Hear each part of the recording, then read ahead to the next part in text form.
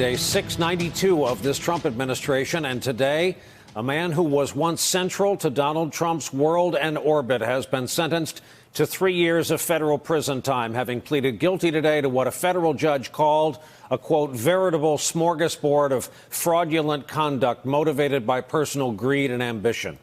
Michael Cohen has admitted to tax evasion, lying to banks, causing an unlawful corporation contribution, making an illegal campaign contribution, which prosecutors say was made at the direction of Donald Trump, and lying to Congress. The contributions charges involve orchestrating a hush money payment from American Media, Inc., parent company of the National Enquirer, to Karen McDougal, more on that ahead, and a separate payment to Stormy Daniels, allegedly. Both women alleged affairs with Trump. The White House has denied both.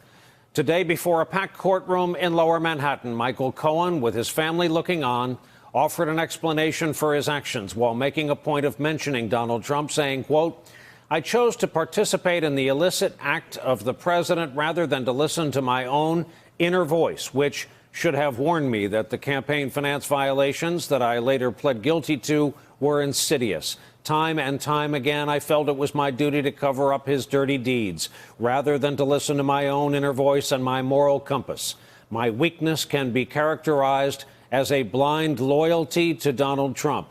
Here is what that loyalty sounded like. He's more to us than just a boss. He's a mentor. He's a sage. He's like family. The words the media should be using to describe Mr. Trump are generous, compassionate, principled, empathetic, kind, humble, honest, and genuine. I'm obviously very loyal and very dedicated to Mr. Trump. Well, that was all a while back. Before federal judge William Pauley sentenced Cohen, he made note of the prosecution's assertion that a campaign finance violation was committed, quote, in coordination with and at the direction of individual one, who we've come to know as our president. The judge added, quote, campaign finance violations threaten the fairness of elections, and false statements to Congress interfere with the fact-finding process in matters of national importance. Michael Cohen will begin serving his term March 6th. He has said he's willing to continue working with special counsel Mueller, and that's notable. On another front, another significant development. Federal prosecutors in New York made a surprising announcement regarding American Media, Inc., publishers of the National Enquirer. The feds have agreed not to charge AMI in return for its cooperation here. As a part of this immunity agreement, AMI admitted it paid the $150,000 to Karen McDougal before the 2016 election to silence her allegations of an affair with Trump. AMI, run by longtime Trump ally and friend David Pecker, who is also cooperating. Prosecutors say he met with Michael Cohen and another campaign member back in August 2015, and that Pecker offered to help deal with negative stories involving then-candidate Donald Trump and women. Prosecutors say AMI's principal purpose in making that payment to Karen McDougal was to suppress her story, to prevent it from influencing the election. Earlier this year, Cohen's team leaked an audio recording of a meeting Michael Cohen had with the president back in 2016. They appear to be discussing this payment to David Pecker for McDougal's story and other potentially damaging stories. I need to open up a company for the transfer of all of that info regarding our friend David, so that I'm going to do that right away. I've actually come up and I've spoken to Alan Weisselberg about how to set the whole thing up with So what are we going to pay? Funding. Yes. And it's all the stuff, because you never know where that company, you never know where he's going to be. Gets it by Correct. So I'm all over that, and I spoke to Alan about it when it comes time for the financing, which will be. Listen, what financing? We'll have to pay you. So I'll pay the kid. No. I got no.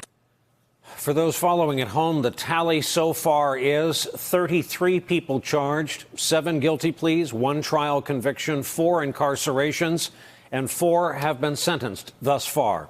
On that, let's bring in our leadoff panel for a Monday night. Frank Figliuzzi, former FBI Assistant Director for Counterintelligence, who in the past has worked for one Robert Mueller. Former U.S. Attorney Joyce Vance, who spent 25 years as a federal prosecutor.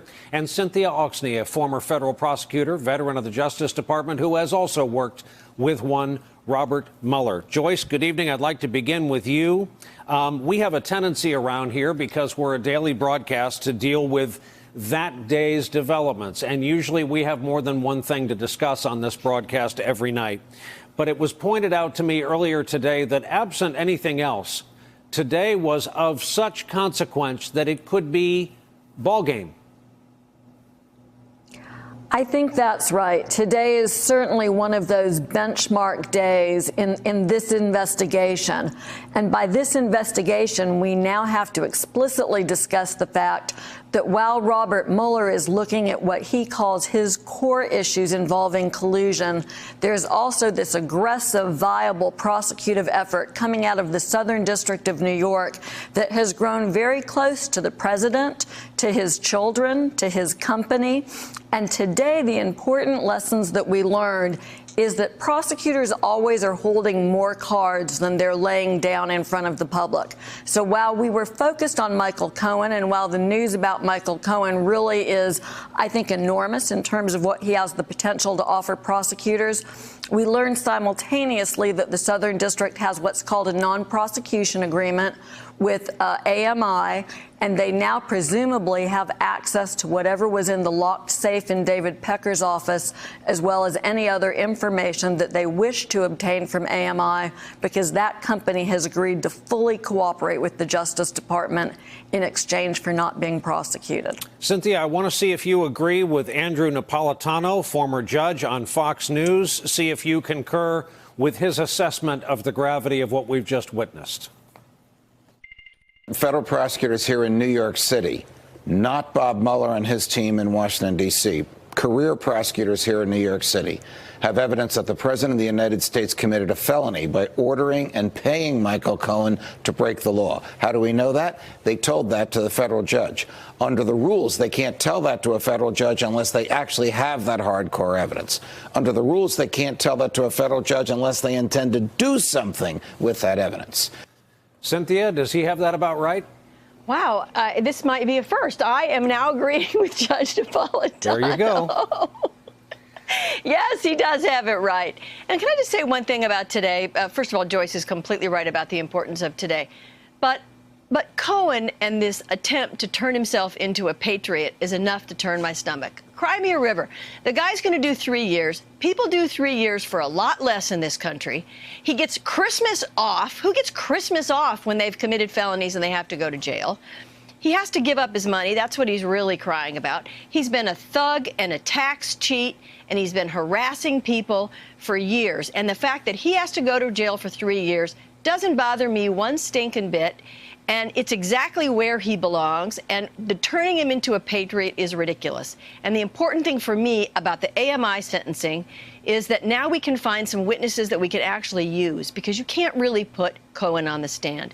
I agree with Joyce. It's a big day, and I agree with Judge Napolitano. Man, I love to hear how you prosecutors talk about this stuff. Cynthia, one more follow-up. Isn't it true that his 3-year sentence can shorten if he does not like the feel of a cold, hard, poured cement concrete bench in his cell, and it's the middle of winter, and he thinks better of it and thinks of a whole new tranche of things he can share with the feds?